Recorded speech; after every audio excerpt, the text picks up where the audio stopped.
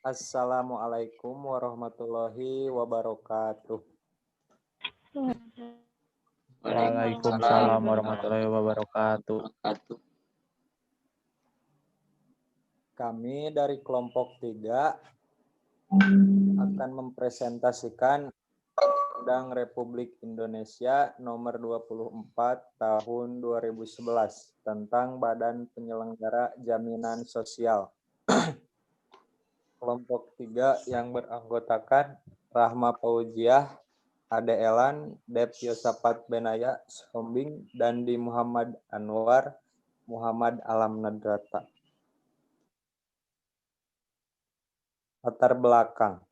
Badan Penyelenggara Jaminan Sosial BPJS yang telah dibentuk berdasarkan Undang-Undang Nomor 24 Tahun 2011 BPJS yang Badan Penyelenggara Jaminan Sosial yang telah dibentuk berdasarkan Undang-Undang Nomor 24 Tahun 2011 tentang BPJS yang merupakan transformasi dari 4 badan usaha milik negara, Akses, Asabari, Jamsostek, dan Taspen.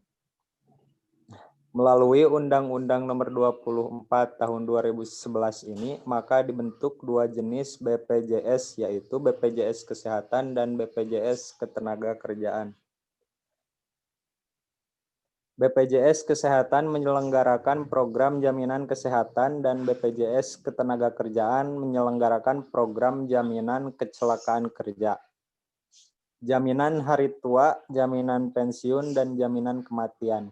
Dengan terbentuknya kedua BPJS tersebut, maka jangkauan kepesertaan program jaminan sosial akan diperluas secara bertahap.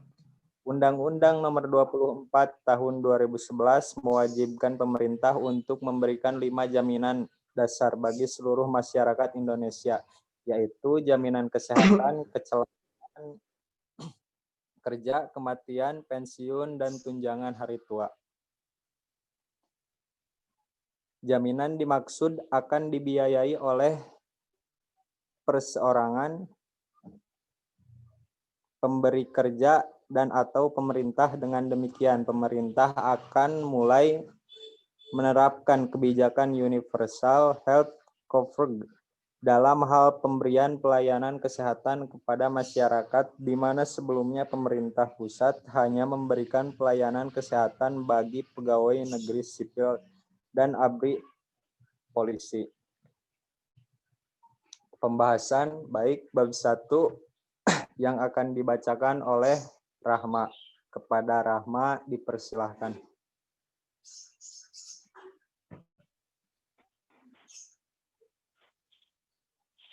Baik, bab 1 ketentuan umum pasal 2 BPJS menyelenggarakan sistem asas kemanusiaan, manfaat, dan keadilan sosial bagi seluruh rakyat Indonesia. Pada pasal ini memang sesuai diambil dari sila-sila Pancasila, namun penyelenggaraan jaminan sosial yang diselenggarakan Badan Penyelenggara Jaminan Sosial Ketenagakerjaan BPJS-PK masih jauh dari sukses. Pasalnya sampai saat ini masih sangat banyak perusahaan yang belum mengikut sertakan karyawan atau buruhnya untuk menjadi peserta BPJS-PK. Permasalahan lain kenapa dikatakan penyelenggaraan jaminan sosial yang diselenggarakan BPJS-PK belum sukses karena sampai saat ini masih banyak perusahaan yang hanya mengikut sertakan sebagian dari seluruh karyawannya dalam program jaminan sosial ketenagakerjaan.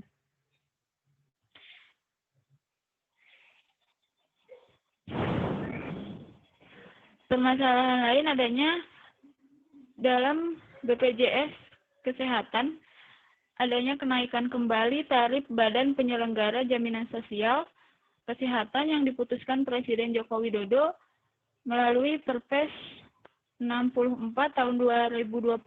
Penerbitan Perpres ini sangat tidak sesuai karena pada saat ini kondisi masyarakat masih dalam situasi bencana nasional pandemi COVID-19. sebagaimana ditetapkan oleh Presiden sehingga masyarakat berada dalam kondisi krisis ekonomi dan juga krisis kesehatan pandemi. Padahal dalam Undang-Undang Nomor 40 Tahun 2004 tentang Sistem Jaminan Sosial Nasional dalam pertimbangannya menyatakan pertama, setiap orang berhak atas jaminan yang layak dan meningkatkan martabatnya menuju terwujudnya masyarakat Indonesia yang sejahtera, adil, dan makmur. Kedua, untuk memberikan jaminan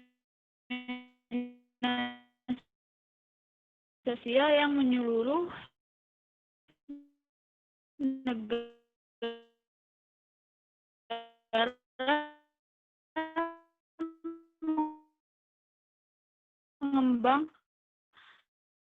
mengembangkan sistem jaminan sosial nasional bagi seluruh rakyat Indonesia.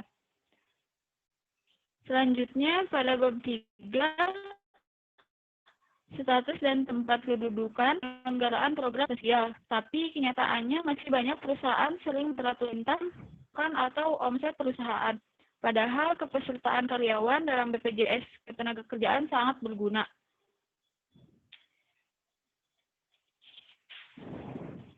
Semua karyawan memiliki hak untuk mendapatkan BPJS Ketenagakerjaan dari perusahaan tempat dia bekerja, sesuai dengan bunyi Undang-Undang BPJS yang berlaku di Indonesia. Perusahaan yang tidak memenuhi hak karyawan akan dikenakan sanksi berupa denda administrasi dalam jumlah tertentu.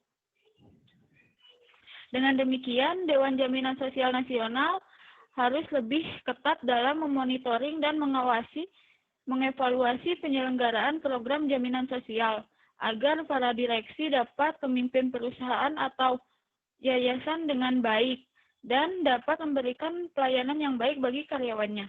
Baik, terima kasih.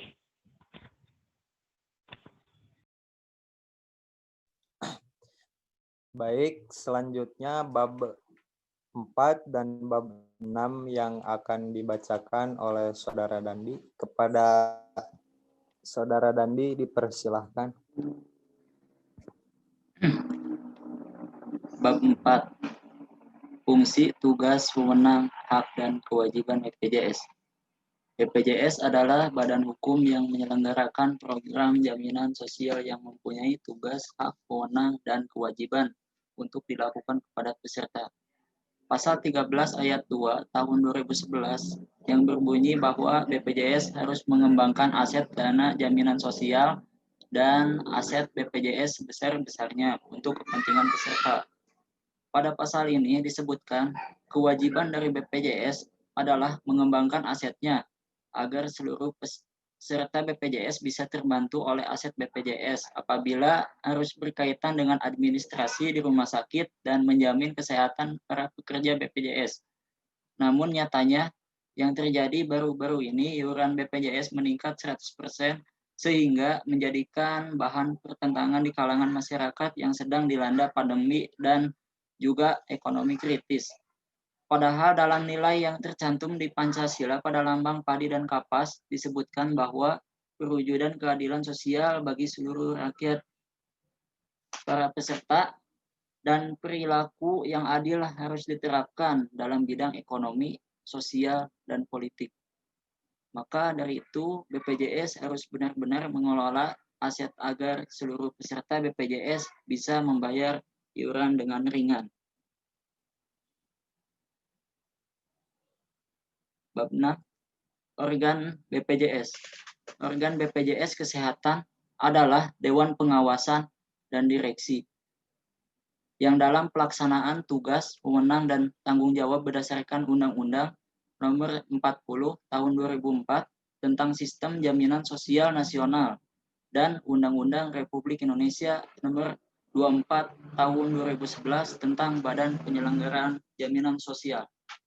Pasal 24 ayat 1 tahun 2011 yang berbunyi direksi berfungsi melaksanakan penyelenggaraan kegiatan operasional BPJS yang menjamin peserta untuk mendapatkan manfaat sesuai dengan haknya Pada pasal ini disebutkan fungsi dari direksi BPJS antara lain agar seluruh rakyat Indonesia mendapatkan manfaat sesuai dengan hak-haknya masing-masing. Namun, pada kenyataan masih banyak sekali permasalahan yang terjadi yang berkaitan dengan BPJS ini, seperti hak penolakan di rumah sakit atau puskesmas kepada orang-orang kelas menengah ke bawah. Bahkan yang baru-baru ini terjadi perihal kenaikan iuran BPJS di masa pandemi yang ditentang masyarakat. Padahal dalam Undang-Undang Negara Republik Indonesia tahun 1945 pasal 34 ayat 2 menetapkan negara mengembangkan sistem jaminan sosial bagi seluruh rakyat dan memberdayakan masyarakat yang lemah dan tidak mampu sesuai dengan martabat kemanusiaan. Dengan demikian, sebaiknya direksi BPJS harus lebih memperhatikan masalah-masalah BPJS yang terjadi di kalangan masyarakat, supaya setiap peserta BPJS mendapatkan manfaat yang sesuai dengan hak-haknya. Terima kasih. Saya kembaliin lagi ke moderator.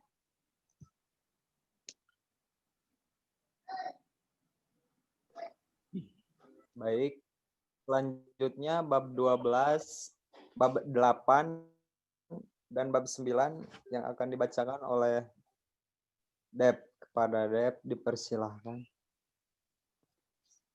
Baik, terima kasih. Bab 8, pertanggungjawaban. Pasal 38 UU BPJS menentukan direksi bertanggung jawab secara tanggung renteng atas kerugian finansial yang ditimbulkan atas kesalahan pengelolaan dana jaminan sosial. Pembentuk undang-undang menganggap bahwa ketentuan tersebut sudah cukup jelas, padahal masih terdapat beberapa masalah yang memerlukan penjelasan untuk kepastian hukum. UU BPJS tidak mendelegasikan pengaturan lebih lanjut ketentuan pasal 38 UU BPJS, sehingga akan sia-sia saja menunggu jawaban atas permasalahan yang belum jelas dalam peraturan pelaksanaan Undang-Undang BPJS. Sehubungan dengan itu, untuk memahami maksud pasal 38 UU BPJS perlu digali doktrin dalam ilmu hukum, terutama yang berkaitan dengan tanggung jawab keperdataan dari organ badan hukum publik. Persyaratan tersebut di atas bersifat kumulatif, artinya keduanya harus terpenuhi agar direksi dapat diminta bertanggung jawab secara tanggung renteng. Sehubungan dengan itu, direksi harus benar-benar melaksanakan tugasnya dengan itikat baik, profesional, dan memegang teguh prinsip good corporate governance untuk menghindarkan terjadinya kesalahan pengelolaan dana jaminan sosial yang menimbulkan kerugian finansial. Bab 9. Pengawasan. Pengawasan BPJS dilakukan secara internal dan eksternal. Pasal 39 ayat 2 dan 3 tahun 2011 berbunyi bahwa BPJS diawali oleh Dewan Pengawas dan Satuan Pengawas internal, dan adapun pengawasan secara eksternal yang diawasi oleh DJSN dan lembaga pengawas independen. Pada pasal ini bisa diketahui bahwa BPJS hanya diawasi oleh badan-badan hukum yang dibentuk oleh pemerintah, yang menjadi pernyataan mengapa BPJS tidak diawasi oleh rakyat secara eksternal. Karena dalam nilai Pancasila yang berlambang rantai emas terkandung nilai bahwa semua rakyat Indonesia memiliki hak yang sama di mata hukum, agama, masyarakat, dan lainnya. Bisa diartikan bahwa rakyat pun harus mengikuti pengawasan BPJS secara eksternal karena rakyat pun ikut adil dan pembangunan dan kemajuan BPJS, yaitu membayar iuran setiap bulannya.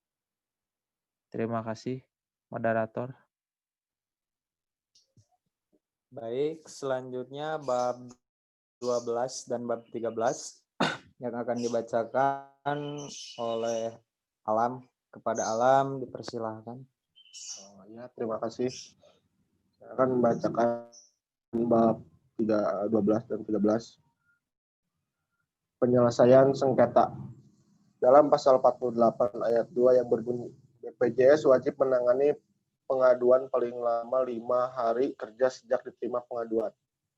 Di dalam pasal tersebut menjelaskan pengaduan wajib ditangani paling 5 hari setelah diterimanya pengaduan, tetapi banyak kenyataannya tidak. Sebagai contoh, tetangga saya tetangga saya sudah masuk daftar BPJS, tetapi di saat dipakai di salah satu RSUD tidak bisa dipakai atau bisa disebut kena blok, padahal tiap bulannya bayar. Saat mengajukan pengaduan ke BPJS dan telah diterima pengaduan tersebut diselesaikan 2 minggu setelah diterima 5 hari setelah pengaduan diterima. Dalam hal tersebut, kita bisa dilihat bahwa kurang disiplinnya unit penanganan pengaduan peserta. Bab 13. Hubungan dengan lembaga lain. Pasal 51 ayat 4, ketentuan lebih lanjut mengenai tata cara hubungan antar lembaga diatur dengan Peraturan Pemerintah Nomor 85 tahun 2013 tentang hubungan antar lembaga BPJS. BPJS dapat bertindak mewakili negara Republik Indonesia sebagai anggota organisasi atau anggota lembaga internasional apabila terdapat ketentuan bahwa anggota dari organisasi atau lembaga internasional mengharuskan atas nama negara. Pasal 51 ayat 4. Undang-Undang Nomor 40 Tahun 2004, keanggotaan BPJS dalam organisasi atau lembaga internasional dilakukan dengan tetap mengikuti ketentuan peraturan perundang-undangan di Indonesia. Penjelasan Pasal 51 ayat 3. Undang-Undang Nomor 40 Tahun 2004. Peraturan perundang-undangan dimaksud antara lain ialah Undang-Undang Nomor 37 Tahun 1999 tentang hubungan luar negeri yang perlu diikuti oleh BPJS apabila menjadi anggota organisasi atau lembaga internasional. Nah, kembalikan lagi kepada moderator.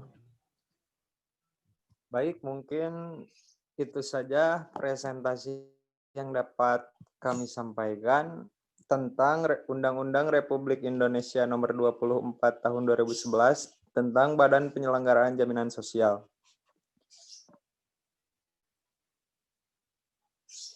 Baik, terima kasih. Wassalamualaikum warahmatullahi wabarakatuh. Waalaikumsalam Waalaikumsalam warahmatullahi wabarakatuh.